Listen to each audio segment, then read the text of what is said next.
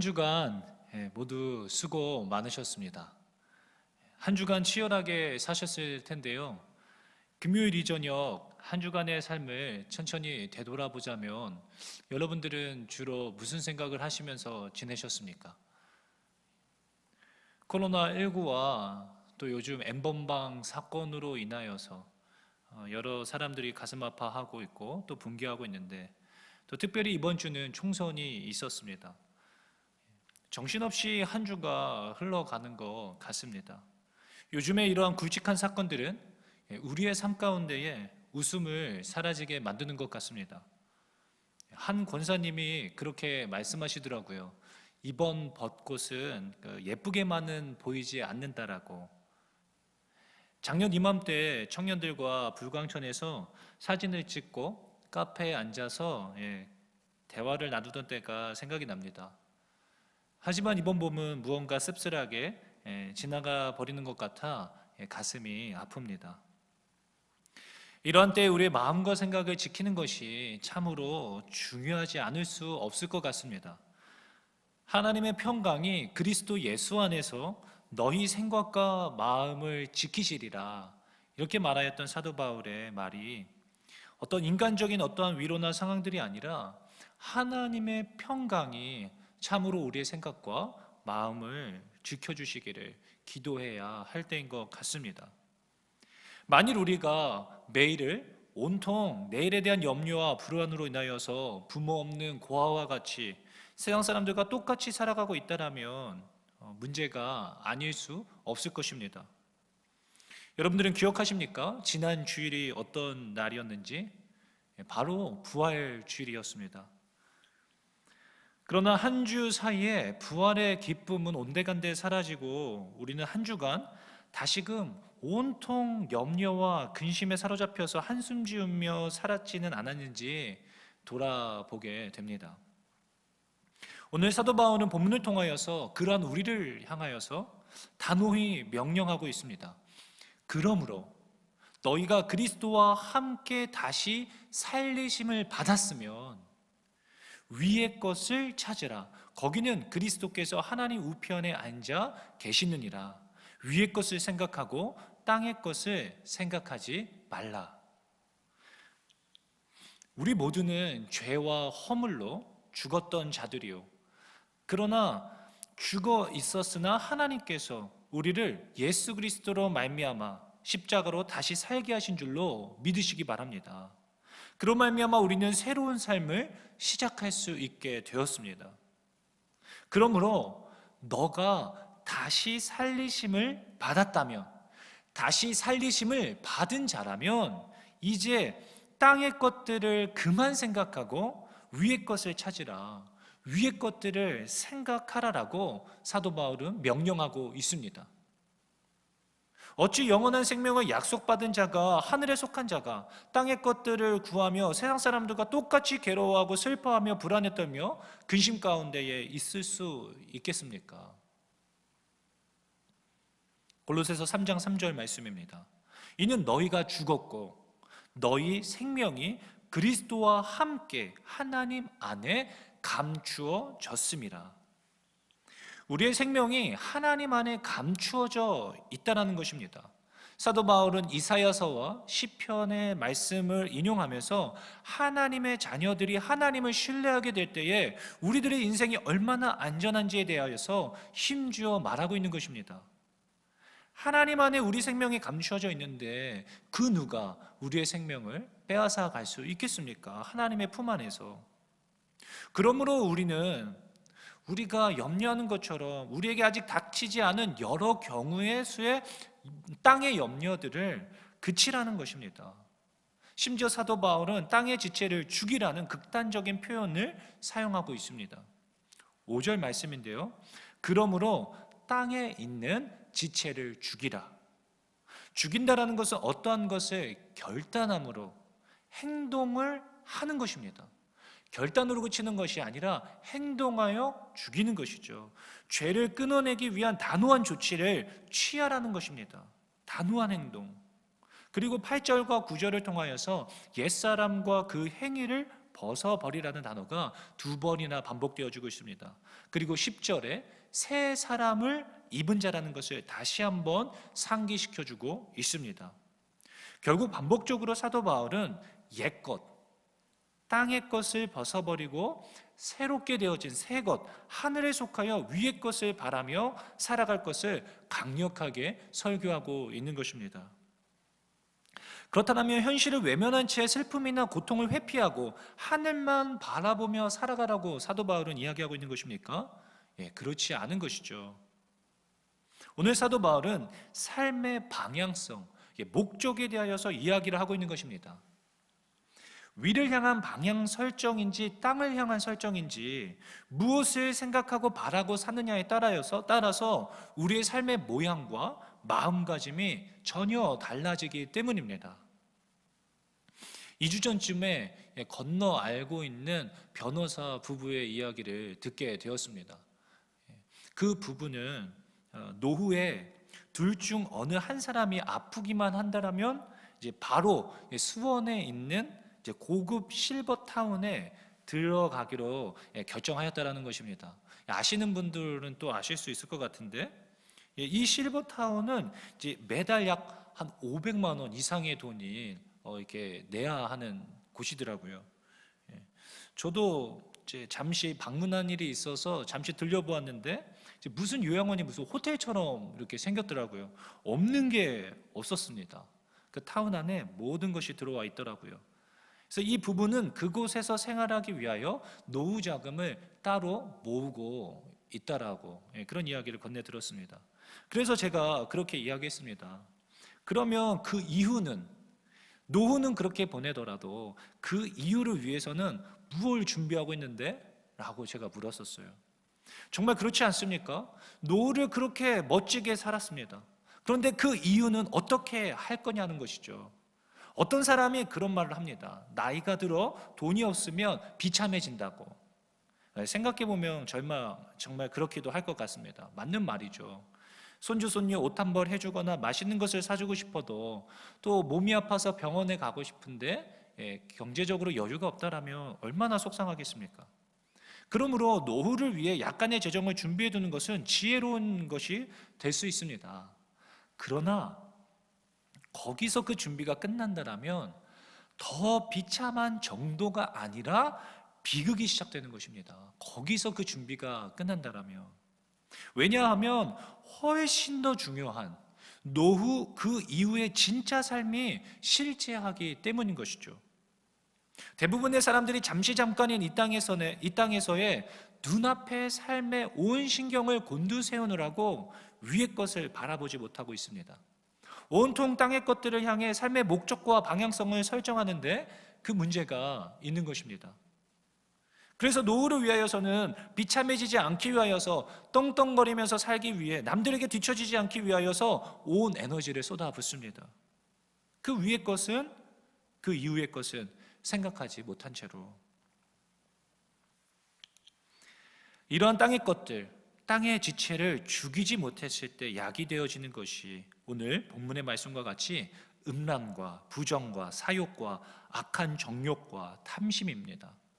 이러한 탐심은 우상 숭배라고 딱 잘라 사도 바울이 덧붙여 이야기하고 있습니다. 이러한 것들로 말미암아 하나님의 진노가 임한다라고 경고하고 있습니다. 오늘 본문 말씀 5절과 6절 말씀입니다.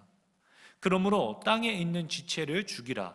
곧 음란과 부전과 사욕과 악한 정욕과 탐심이니 탐심은 우상 숭배니라. 이것들로 말미암아 하나님의 진노가 임하느니라. 우리가 땅의 지체에 사로잡힌 바 되어 계속 살아가게 되어진다면 우리의 감정에 어떤 마음들이 올라서게 되어집니까? 오늘 본문 말씀 8절 9절 말씀입니다. 이제는 너희가 이 모든 것을 벗어버리라. 곧 분함과 노여움과 악의와 비방과 너희의 입에 부끄러운 말이라. 너희가 서로 거짓말을 하지 말라. 옛사람과 그 행위를 벗어버리고. 땅의 것들만을 생각하고 살아가게 되어진다면 우리 안에 이러한 추악한 열매들이 맺혀지게 되어 있습니다. 그러므로 하나님께서는 이 땅의 지체를 죽일 것을 결단하고 행동할 것을 강력하게 명령하고 있는 것입니다. 우리의 삶의 모양이 달라지는 것입니다. 제가 사역하면서 만났던 한 명의 청년이 있는데요. 이 청년은 교회에서 참 열심히 봉사하면서 리더로 섬겼던 청년이었습니다. 이 청년은 월급을 받으면 이제 뭐 사치를 부린다든지 또 좋은 곳에 여행을 다닌다든지 그러지 않고 이제 교회에서 중고등부 교사로 섬겼었는데 이제 아이들을 만나서 맛있는 걸 사준다든지 이제 아직 취업하지 못한 학생 청년들을 만나서 좋은 카페에 데려가고 밥을 사주고 뭐 이러한 일을 좋아했던 청년이었습니다. 근데 이 청년이 하루는 이제 저희 집에 와서 이렇게 이야기를 나누게 되었었는데 이제 막 눈물을 흘리는 거예요. 근데 무슨 이야기를 하면서 눈물을 흘리느냐면 이제 아이들이 너무 안타깝다라는 거죠. 제 자신이 복음을 잘 전할 수 있으면 좋겠는데 그러지도 못하고 아이들이 그렇게 힘들어하고 어려운 것을 보면서 참 마음이 상하고 속상하다라는 이야기를 하면서 그 청년이 막 눈물을 흘렸습니다. 그게 무슨 마음인지 알겠는 것이죠. 이 아이의 마음이 얼마나 귀하고 감사했는지 모릅니다.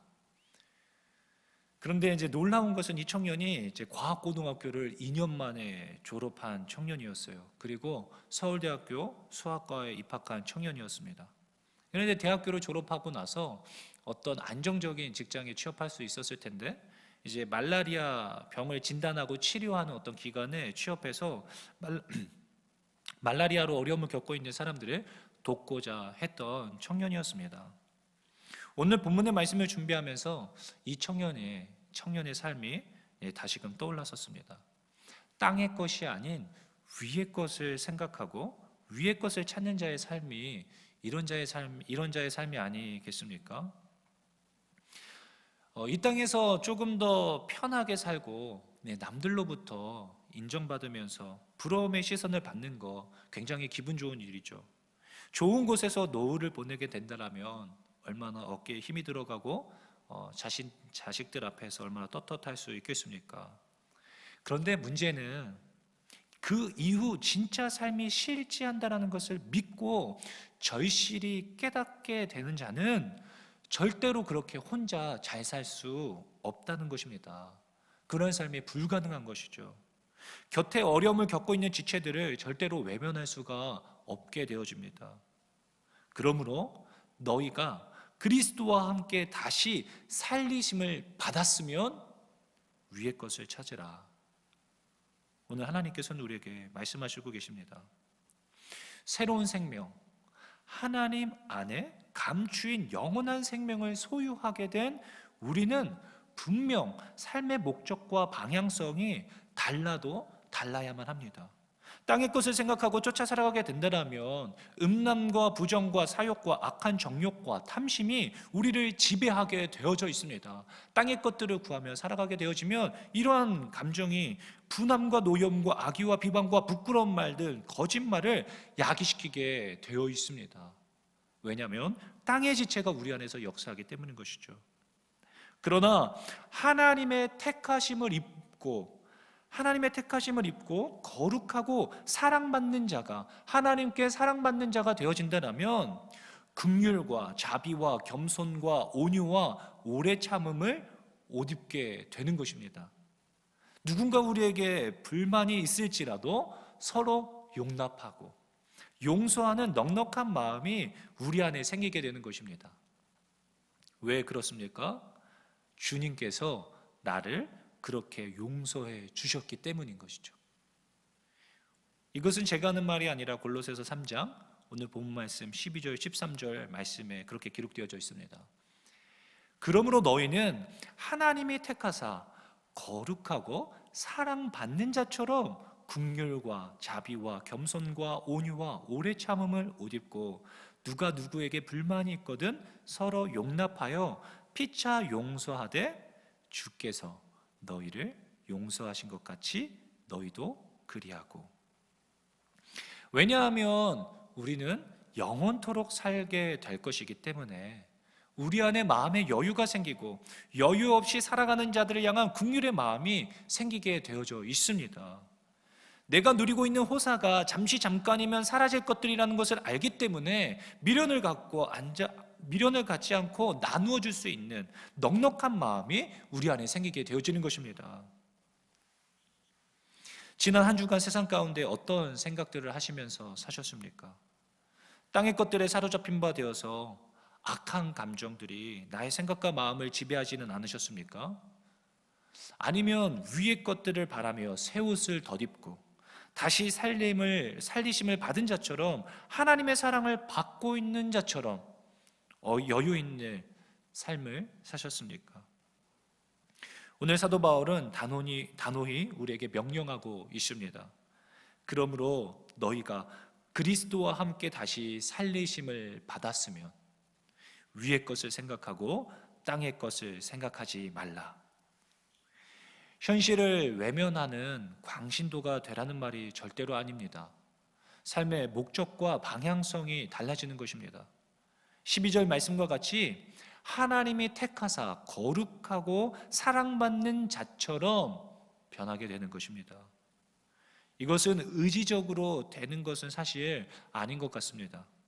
결단이 필요하고 의지가 필요하겠지만 나의 옛 땅의 지체를 죽이겠다라는 어떤 결단과 행동이 필요하겠으나 그 이전에 그 동기와 출발점은 바로 내가 예수와 함께 죽고 다시 살리심을 받았다라는 은혜의 진리에 있는 것입니다.